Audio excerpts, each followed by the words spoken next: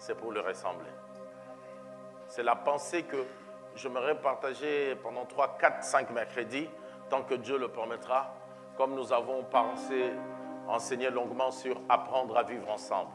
Maintenant, j'aimerais partager sur, tu dois savoir dans ta conscience, dans ton fonctionnement, dans tout ce que tu fais, que Dieu m'a créé pour le ressembler.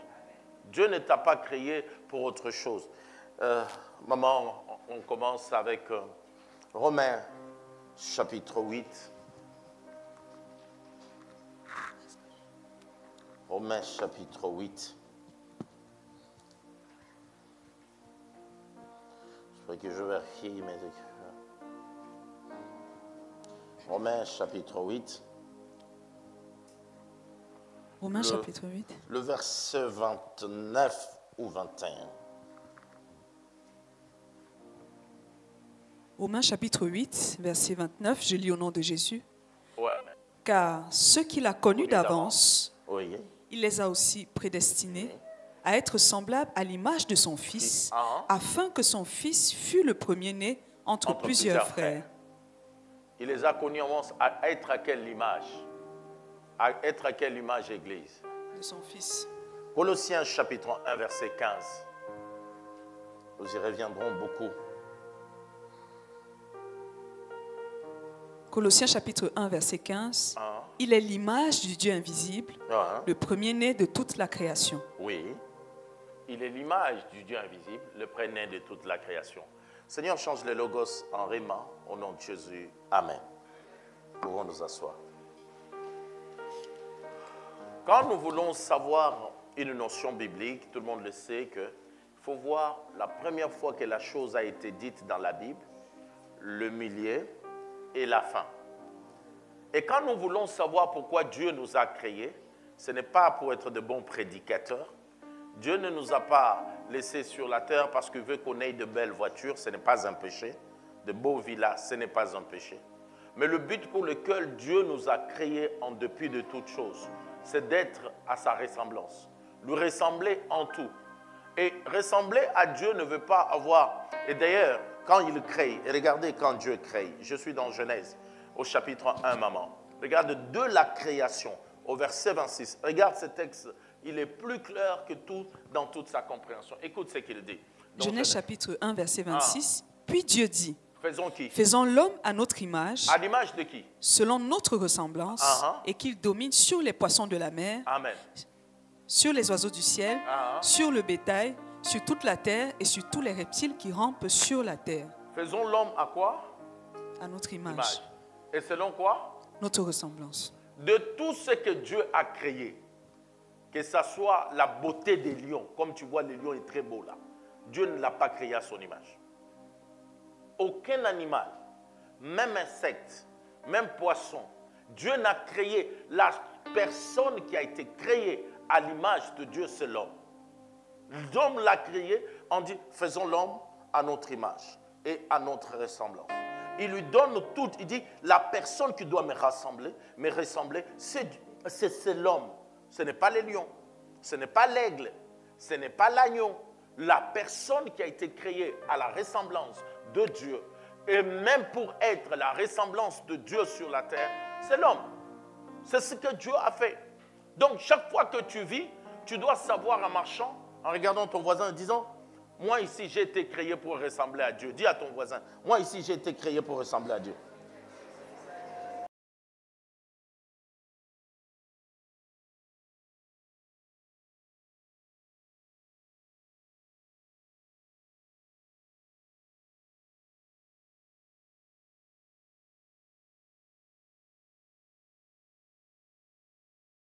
C'est ce corps qui n'a pas une vie éternelle. Mais l'esprit en nous est éternel. C'est pourquoi, quand la mission terrestre finit, le vrai toi continue la mission et le corps qui était l'enveloppe pour vivre sur la terre reste. Mais toi, l'esprit, tu continues la mission. Parce que tu as été créé à la ressemblance de Dieu. Et Dieu a mis encore une autre capacité à nous, c'est la capacité intellectuelle. C'est cette capacité de discerner le bien et le mal. C'est pourquoi, quand nous faisons quelque chose de mal, Dieu dit que nous sommes responsables. Parce qu'il connaît en nous des choses qu'il a mis en nous Dieu nous a laissé le libre arbitre. C'est pourquoi la Bible dit que l'homme ne dit pas que Dieu m'a tenté. C'est parce que l'homme est celui qui décide dans ce qu'il fait. Dieu nous a donné le libre arbitre, le libre choix de faire ce que nous voulons faire. Mais Dieu ne nous a pas créés à l'image de notre grand-père, à l'image de notre grand-mère. Dieu nous a créés pour lui ressembler complètement et être totalement à son image, être totalement comme il veut tout simplement. Et laisse-moi te dire, nous avons cette capacité de distinguer le bien et le mal. Et cette capacité, ce n'est pas notre grand-père qui a imprimé ça en nous, c'est Dieu qui a imprimé en nous. Nous savons qu'au jour du jugement, l'homme sera jugé, à cause de paroles de la connaissance de Dieu qu'il a. Et la question a été posée à Jésus et à tous les autres. Mais ceux qui n'ont pas entendu parler de l'évangile, comment seront-ils jugés? La Bible dit qu'ils seront jugés par leur conscience. Parce que pour prendre la femme d'autrui, tu n'as pas besoin d'en prendre la parole de Dieu que c'est mauvais. La conscience est une chose que Dieu a imprimée en nous pour que nous puissions savoir que ça c'est bien, ça c'est mauvais. Et que nous devons totalement ressembler à Dieu pour avoir la nature de Dieu. Jacques va encore, c'est pourquoi, comme tout homme a une partie de Dieu en lui, Jacques chapitre 3 verset 9, tout homme a une partie de Dieu en lui. Tout homme, même un enfant qui est encore dans le ventre. Vas-y maman. Jacques chapitre 3 verset 9. Par elle nous bénissons le Seigneur notre Père et par elle nous maudissons les hommes faits à l'image de Dieu. Tout homme est fait à l'image de Dieu. Tout homme. Même si tu le vois, il n'est pas beau selon toi, mais je t'informe qu'il est fait à l'image de Dieu. Tout homme est fait à l'image de Dieu. Dis à ton voisin que tout homme est fait à l'image de Dieu. Et même, David va encore donner plus de précision. Il dit que j'ai été tissé par Dieu. Le mot, je ne veux pas entrer dans la création de mots. C'est-à-dire que de la même manière que dans mon village natal, le maman pouvait tisser des nattes. Les gens pouvaient tisser. De la même manière, tout homme qui existe sur la terre a été tissé par Dieu lui-même. Et il y a une partie de Dieu dans cet homme. Et le psaume le dit, le 139, versets 13 à 16. Psaume 139, versets 13 à 16. C'est toi qui as formé mes reins, qui m'as tissé dans le sein de ma mère. Je te loue de ce que je suis une créature si merveilleuse. Recommence d'abord. Tu m'as fait quoi?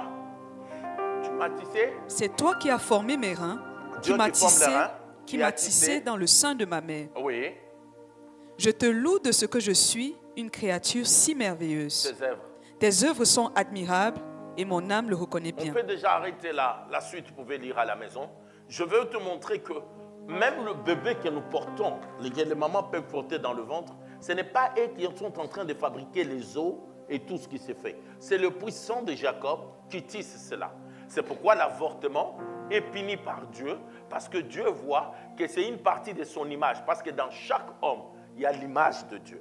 Et comme il y a l'image de Dieu, quand tu fais même un avortement, Dieu doit que tu ailles tuer une partie de lui. Donc c'est parce que c'est Dieu qui forme tous ces hommes. Alors, nous devons savoir à quoi ressemble être à l'image de Dieu. À quoi ressemble ressembler à Dieu. Nous savons tous, et nous l'avons dit, Jésus-Christ est l'image de Dieu. 2 Corinthiens chapitre 4, verset 4.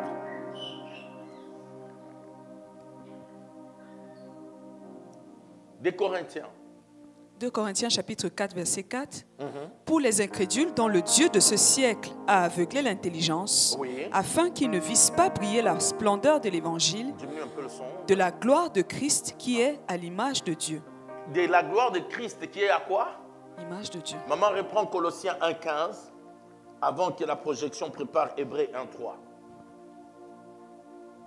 Colossiens 1,15. Il est l'image du Dieu invisible, le premier-né de toute la Qui création. est l'image du Dieu invisible?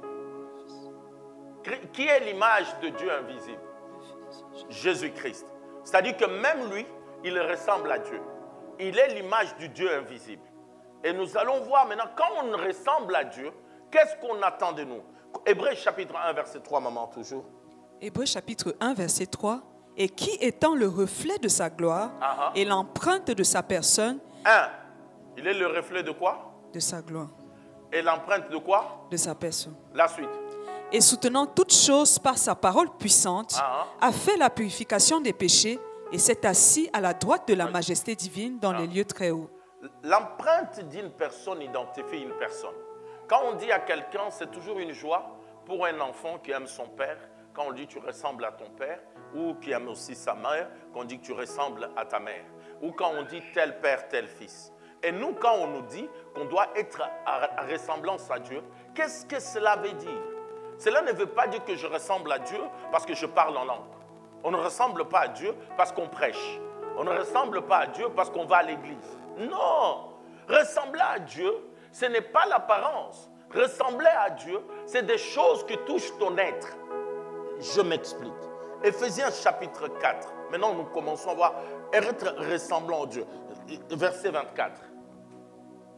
Éphésiens chapitre 4, Verset 24. verset 24. Et à revêtir l'homme nouveau, créé selon Dieu dans une justice et une sainteté que produit la vérité.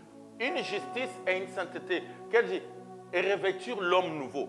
Quand on revêtit l'homme nouveau, on ressemble vraiment à Dieu. Et quand on ressemble à Dieu, selon Dieu, dans une justice et une sainteté. Cela ne touche pas notre apparence, cela touche notre être. Quand je parle de notre être, je parle de notre caractère. Si notre caractère n'a rien de Dieu, on ne ressemble pas à Dieu. Si notre caractère n'a pas le fonctionnement de Dieu, nous avons raté la mission sur la terre. Nous pouvons dire, je dis voiture, je dis église, je suis bishop, archibishop, je suis prophète, je suis cela. Mais la mission première que Dieu a créé l'homme, il doit le ressembler. Il ne doit pas le rassembler en disant, Dieu marche comment? Avec des talons, la manière dont je marche là, les anges marchent. Non, ce n'est pas notre démarche qui doit ressembler à Dieu. C'est notre être, notre personne spirituelle, notre fonctionnement, notre caractère, notre identité, notre empreinte. C'est ce qui fait. Parce que Éphésiens chapitre 4, verset 23 à 24, s'il vous plaît. Éphésiens chapitre 4, verset 23. À être renouvelé dans l'esprit de votre intelligence. Oui. Continue. Et à revêtir l'homme nouveau, créé selon Dieu, dans une justice et une sainteté que produit la vérité. À revêtir, c'est un choix. C'est un choix. Le caractère, c'est un choix. Le libre arbitre, nous l'avons. Le caractère, c'est un choix. C'est un choix de se fâcher. C'est un choix de répondre mal. C'est un choix d'être gentil. C'est un choix de ne pas être gentil. C'est un choix d'être humble. C'est un choix d'être orgueilleux.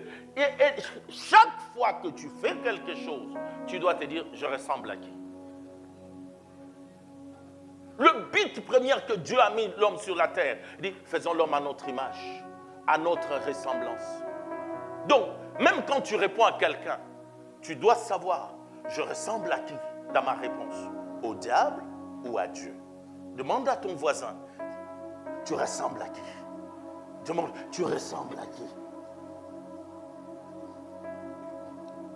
De développer notre caractère et de grandir spirituellement. Nous devions développer, voilà maintenant ce qui montre que nous ressemblons à Dieu. Voici les choses qu'on doit développer. Matthieu chapitre 5.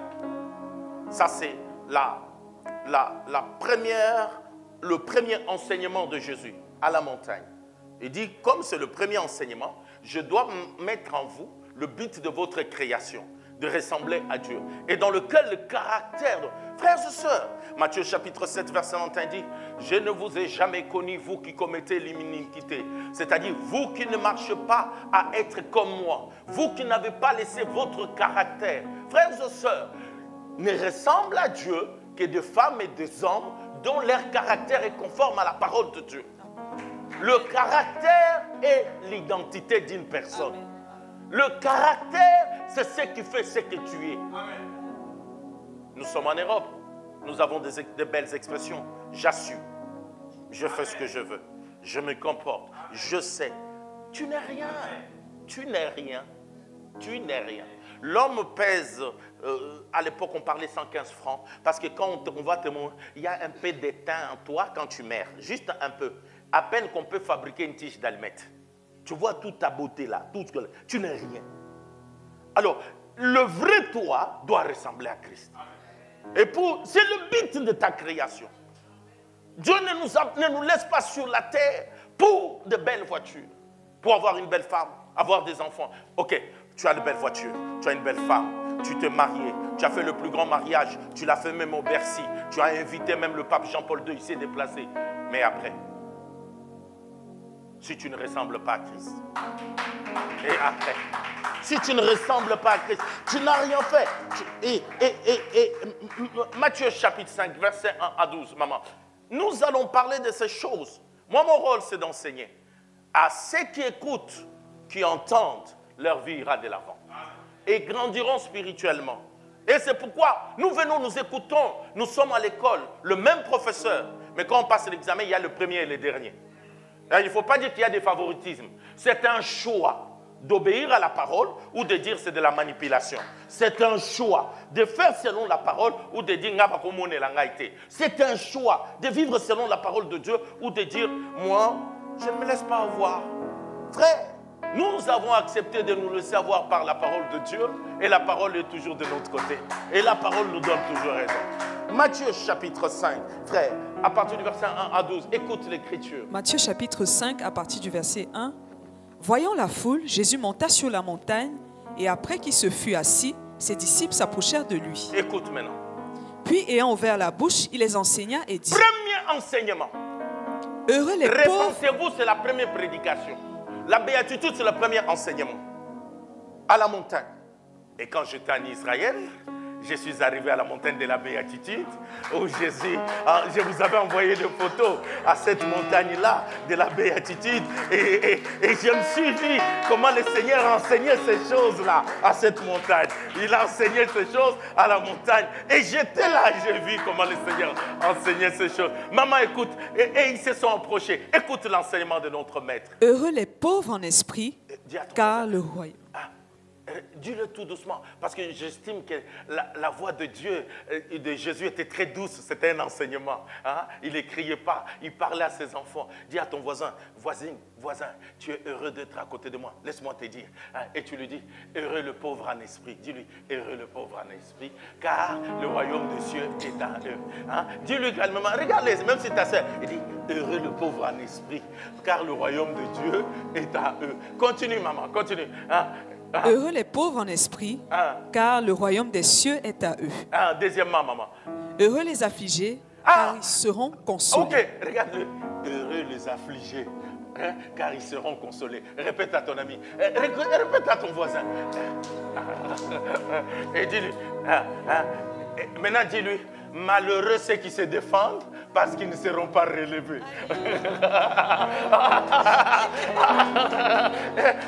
mais c'est ça. Ressembler à Dieu, c'est ça.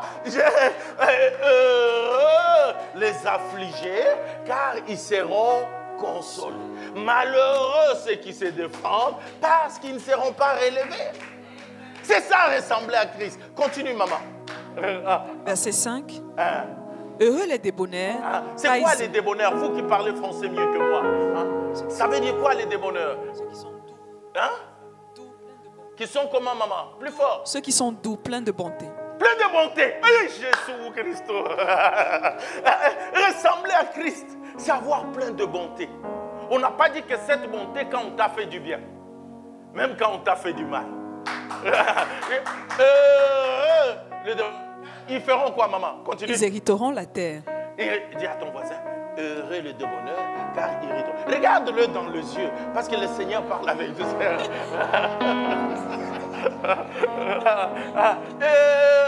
On n'a pas dit heureux ceux qui ont des comptes en banque pleins d'argent.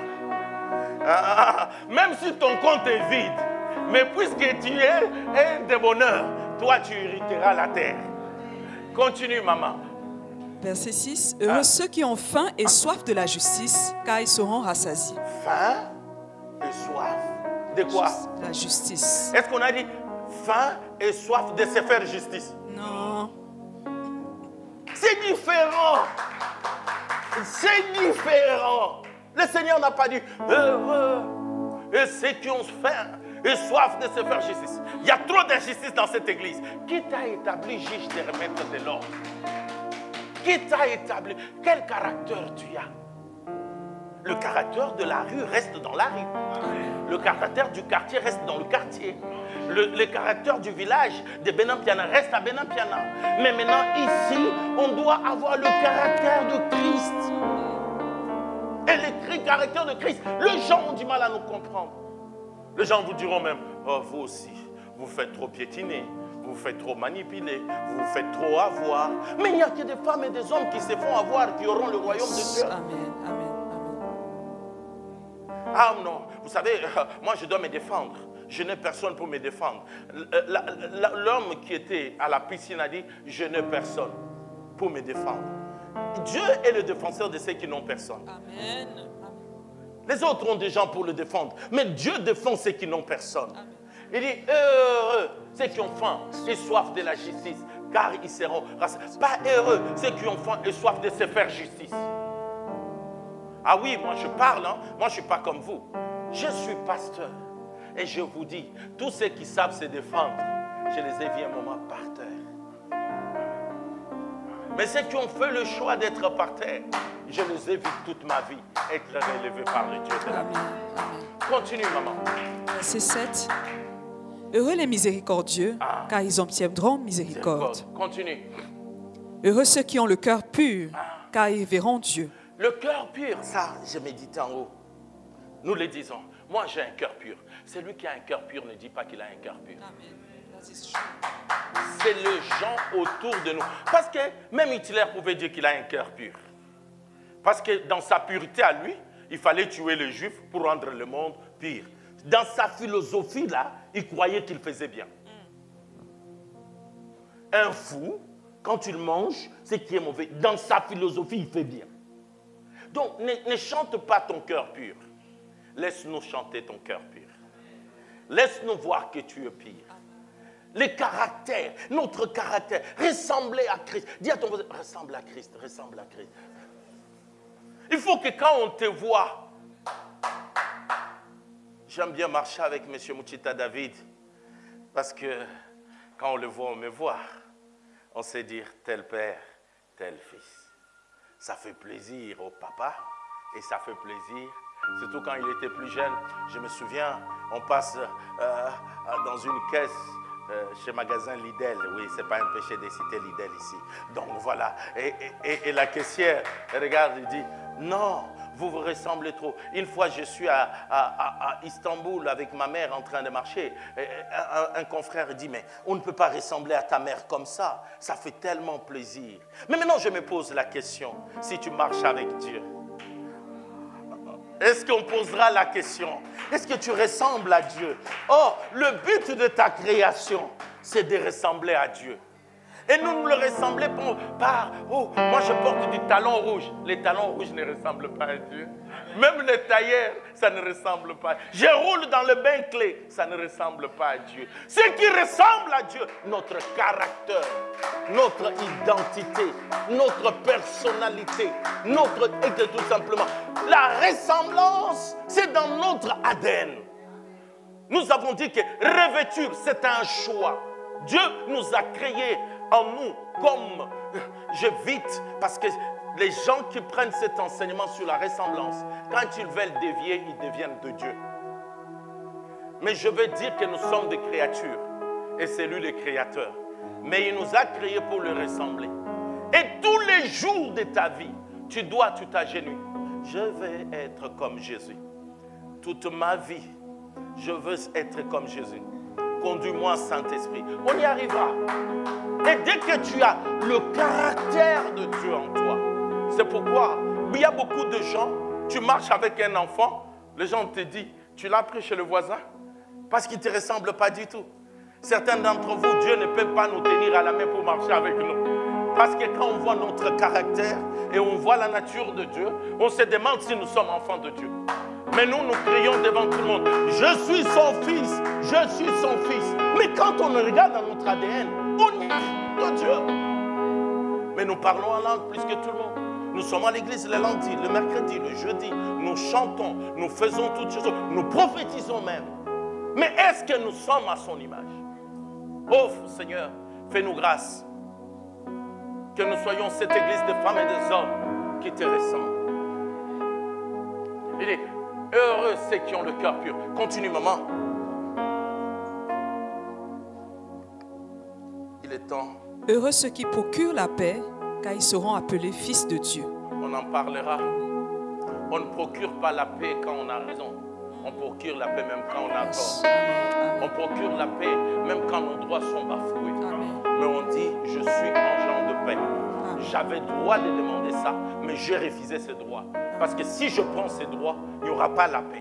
Mais je suis celui. Heureux ceux qui procurent la paix, pas ceux qui reçoivent. Nous sommes de ceux qui réclamons. Donne-moi la paix, mais donne-moi la paix. Il n'est pas question de ceux qui reçoivent la paix. Il est question de ceux qui donnent.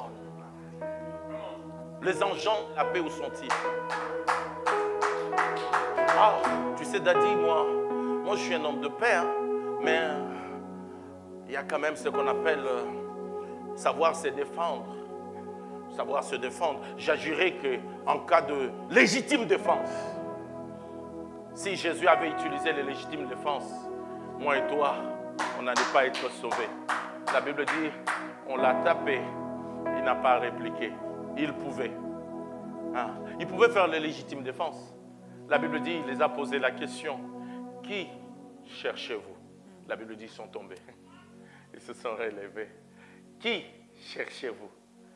Mais ils étaient venus pour l'arrêter. Il pouvait utiliser les légitimes défenses. Il a dit, Pierre, je peux demander que les anges descendent au ciel. Ils vont me défendre. Il dit tout simplement, tu as dit, moi, je suis une personne de paix. Mais quand on me cherche, on me trouve. Il n'y a pas le caractère de Dieu. Frère, j'étais en haut, je lisais ce texte et je voyais ma foi chrétienne quand j'ai donné ma vie. Quand j'ai rencontré Dieu, je voyais le frère Kabena qui venait toquer à ma porte à 6 heures. Parce qu'à Bethel, le culte commençait à 6 heures. Le frère Kabena, à 5h30. Il n'est pas un pasteur de renommée comme moi aujourd'hui, mais c'était lui mon encadreur. Il est actuellement au Canada. Je voyais le frère Mbaye. Je voyais comment on dormait si jeune sur les nattes et qu'on n'avait qu'un seul souci. Avoir le ciel, être comme Jésus. Et tous les jours, je me souviens, le frère Mbaya disait toujours, il disait, si seulement Dieu pouvait fouiller en nous, partout, et ne pas trouver de tâches, nous sommes les hommes les plus heureux. Et nous n'avions pas de grandes révélations de messages, mais nous avons une intimité profonde avec Dieu. Et notre vie, Cité Bethel, n'avait même pas de toiture. Le seul endroit où il y avait la toiture, c'est la permanence. Et c'était un endroit qui pouvait prendre facilement 25 personnes, mais des fois on était dedans 50, 60. Et quand on dormait les uns sur les autres. Mais l'amour de Dieu était la priorité. Et quand les gens venaient à l'église, quelqu'un arrivait, 2 semaines, 5 semaines, la personne n'avait pas honte un jour de s'élever, de commencer à dire, il y a le feu de Dieu ici, je suis sorcier. Voilà ma sorcellerie. Et l'église, toute semaine, les gens avouaient la sorcellerie parce qu'ils n'étaient pas jugés. Et je vous disais, il y avait tellement un amour profond que quand on dormait à la permanence, on utilisait parfois la même serviette, on était 30. On part se laver, on essuie. Mais Dieu nous a protégés, on n'a pas eu de maladies. Donc, il n'y avait que le ciel qui comptait. Chers frères et sœurs, où est cette église-là? Où est ces femmes et ces hommes? C'est là où Caïphe et Pilate pouvaient se réconcilier. Frères et sœurs, cet évangile que nous recevons aujourd'hui, que moi je vous prêche, je parle de mon père, l'homme qui a amené le réveil en toute l'Afrique, Mozaïdi Nabala. Cet homme-là, il a été maltraité. Le président Mobutu ne croyait pas que les choses de Dieu devaient exister. Et une fois, on arrête Mozaïdi, on le met dans une voiture parce qu'on devait aller le jeter au fleuve. Malheureusement, le garde-corps ont fait l'erreur de lui parler. Et il les a parlé de 3 choses. Il les a dit dans ma langue. Il les a dit, Bana, Dieu vous aime. Juste cette phrase, Dieu vous aime. Ils ont senti l'amour de Dieu, les gardes-corps. Ils ont commencé à faire couler des larmes. Et ils ont dit à Mosé, papa, on te ramène chez toi. Ils l'ont ramené et lui, il a prié pour eux. Ils ont traversé le fleuve pour aller à Brazza. Parce que comme ils n'avaient pas accompli leur mission, on allait les tuer. Frère, c'est ça l'évangile que je te présente, où des gens ont exposé leur vie, où les gens ont accepté la mort. Et nous, aujourd'hui, nous sommes porteurs de ça. ressemblons à Dieu. Laissons nos caractères de nos villages chez nous. Que Dieu nous bénisse.